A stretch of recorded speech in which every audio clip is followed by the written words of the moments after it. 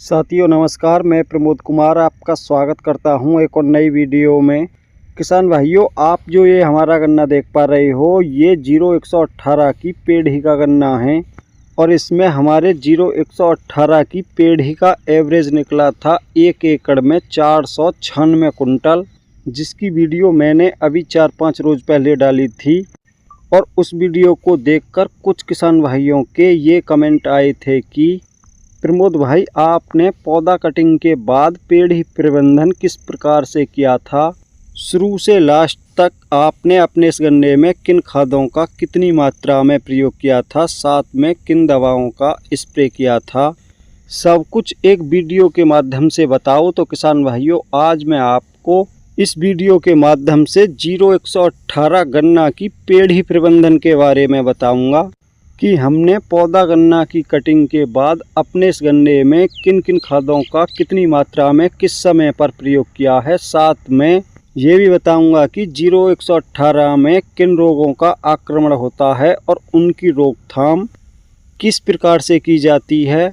तो किसान भाइयों, अगर आप अपने पेढ़ी गन्ने से अच्छा उत्पादन लेना चाहते हो तो वीडियो को अंत तक अवश्य देखना, और वीडियो पसंद आए तो वीडियो को लाइक करना, दूसरे किसान भाइयों के साथ ज़्यादा से ज़्यादा वीडियो को शेयर करना, और जिन भाइयों ने अभी तक हमारा चैनल सब्सक्राइब नहीं किया है, कृपया हमारे चैनल को सब्सक्राइब करना ना भूलें। तो किसान भाइयों, आपको बताना चाहूँगा, पिछले वर्ष इसमें जो पौधा गन्ना था उसकी कटिंग हमने 1-2 मार्च में करानी शुरू की थी और लगभग 12-13 मार्च को समाप्त हो गई थी। यहाँ पर किसान भाइयों, आपको बताना चाहूँगा कि ये हमारा पूरा 2 एकड़ का खेत है और हम प्रत्येक दिन 2 टिपलर गन्ना मिल फैक्ट्री में सप्लाई करते हैं, और हमारे 2 टिपलरों में जो गन्ना तुलता है किसान भाइयों, वो 90 कुंटल के आसपास तुलता है। इसलिए किसान भाइयों, ये हमारा खेत 2 एकड़ का लगभग 11-12 दिन में समाप्त हो गया था। और गन्ना कटिंग होने के बाद किसान भाइयों, समान मात्रा में गन्ने की पत्तियों को फैलाने के बाद हमने अपने गन्ने में रेटून मैनेजर चलाया था, क्योंकि आप देख पा रहे हो ये हमारा गन्ना ट्रेंच विधि का है। और रेटून मैनेजर चलाने के बाद किसान भाइयों, गन्ने के ठुंटों पर एक फंजीसाइड का स्प्रे किया था, जिसमें हमने प्रयोग किया था साफ, जिसके अंदर कार्बेंडाजिम और मैंकोजेब का कॉम्बिनेशन होता है। अगर बात करें उसकी मात्रा की तो किसान भाइयों, 1 एकड़ में 200 लीटर पानी लिया था और 200 लीटर में 300 ग्राम साफ फंजीसाइड मिलाकर गन्ने के ठुंटों पर स्प्रे कर दी थी। और उसके अगले दिन रेटून मैनेजर चलने के बाद जो साइडों में अधिक मिट्टी रह जाती है, उसको किसान भाइयों हमने अपने कल्टीवेटर की सहायता से उस मिट्टी को तोड़ा था।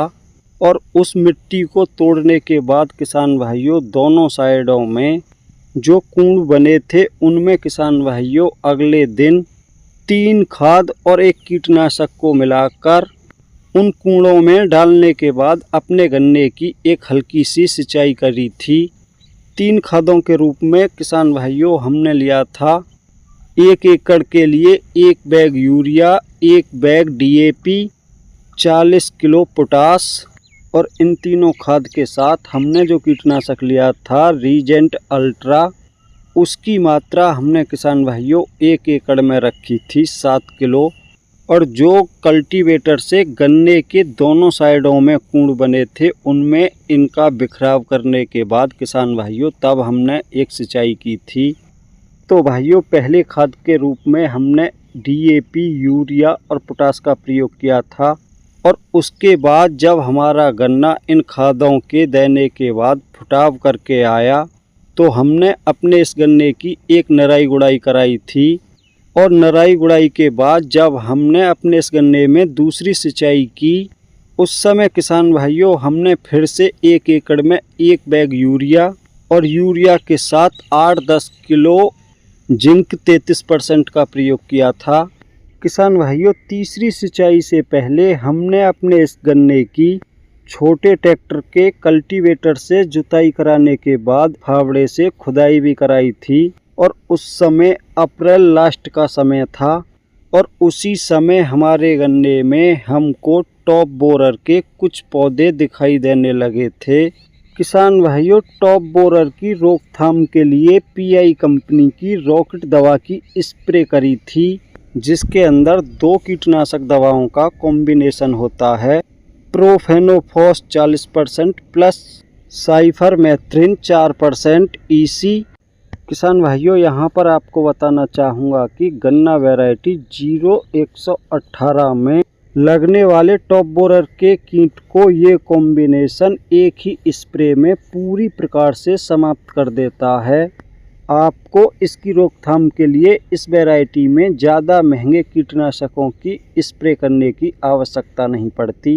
रॉकेट की स्प्रे करने के बाद उसी दिन हमने अपने इस गन्ने में 35 किलो यूरिया और उसके साथ 8 से 10 किलो फेरस सल्फेट का बिखराव किया था। उसके बाद हमने अपने गन्ने की तीसरी सिंचाई की थी और तीसरी सिंचाई के लगभग 15 रोज बाद हमने अपने इस गन्ने में एक स्प्रे की थी। स्प्रे में किसान भाइयों हमने डीएपी का घोल प्रयोग किया था। स्प्रे करने से 24 घंटे पहले 1 एकड़ के लिए 5 किलो डीएपी को पानी में डाल दिया था और 24 घंटे बाद किसान भाइयों उसको कपड़े से छानकर तब हमने अपने इस गन्ने में उसकी स्प्रे की थी। और उस स्प्रे को करने के 4-5 रोज बाद किसान भाइयों फिर से हमने अपने इस गन्ने में एक स्प्रे और की थी। उसमें हमने 5 किलो पोटास को पानी में घोला था और किसान भाइयों उसका स्प्रे 1 एकड़ में किया था। किसान भाइयों, यहाँ पर आपको ये भी बताना चाहूँगा कि जब भी हमने अपने इस गन्ने की सिंचाई की थी बहुत ही हल्की सिंचाई की थी और उनके बीच का समय लगभग 20 रोज का रहता था। किसान भाइयों, 5वीं सिंचाई के समय हमारा गन्ना लगभग 100 दिनों का हो चुका था और उस समय हमने अपने गन्ने में कैल्शियम नाइट्रेट का प्रयोग किया था, जिसकी मात्रा 1 एकड़ में 20 किलो रखी थी। और उसके लगभग 10 रोज बाद किसान भाइयों हमने अपने इस गन्ने में छोटे ट्रैक्टर द्वारा मिट्टी चढ़ाने का कार्य शुरू करा दिया था। मिट्टी चढ़ाते समय हमने फिर से अपने इस गन्ने में एकड़ का 40 किलो यूरिया और 40 किलो डीएपी और साथ में 35 किलो पोटास का बिखराव कराया था। उसके बाद किसान भाइयों हमने अपने इस गन्ने में मिट्टी चढ़ाने का कार्य शुरू कराया था। किसान भाइयों, यहाँ पर आपको ये भी बताना चाहूँगा कि पहली सिंचाई ही साधारण पानी द्वारा की थी। बाकी की जितनी भी सिंचाई की गई हैं किसी सिंचाई में ट्राइकोडर्मा को मल्टीप्लाई करके चलाया गया है तो किसी सिंचाई में सूडोमोनास को मल्टीप्लाई करके चलाया गया था। और किसान भाइयों, बरसात के बाद फिर से हमने अपने इस गन्ने में एक दफ़ा और मिट्टी चढ़ाई थी और उस मिट्टी को चढ़ाने से पहले हमने अपने गन्ने में फिर से कुछ खादों का प्रयोग किया था, जिसमें 1 बैग यूरिया और उसके साथ 10 किलो माइक्रोन्यूट्रेंट्स के रूप में हमने यहाँ पर किसान भाइयों दयाल कंपनी का महाशक्तिशाली प्रयोग किया था। किसान भाइयों, यहाँ पर मैं आपसे क्लियर कर दूं कि मैं किसी भी कंपनी का प्रचार नहीं कर रहा। आप चाहें तो किसी भी अच्छी कंपनी का कोई भी प्रोडक्ट प्रयोग कर सकते हो। तो भाइयों, जो मैंने आपके लिए वीडियो में बताया है आप इस प्रकार से किसी भी गन्ना वैरायटी की पेड़ का प्रबंधन कर सकते हो। किसान भाइयों, यहाँ पर आपको ये जानना आवश्यक है कि गन्ना वैरायटी 0118 की कटिंग के बाद उसके ठुंटों पर फंगस लगती है, इसलिए किसान भाइयों आप किसी भी अच्छी फंजीसाइड की उसके ठुंटों पर स्प्रे अवश्य करें।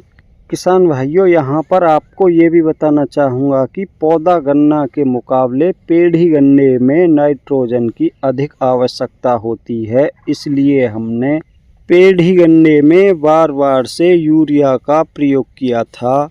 किसान भाइयों, इतना सब करने के बाद हमको हमारे 0118 के पेड़ी के गन्ने से लगभग 1 एकड़ में 500 कुंटल गन्ने का उत्पादन मिला है।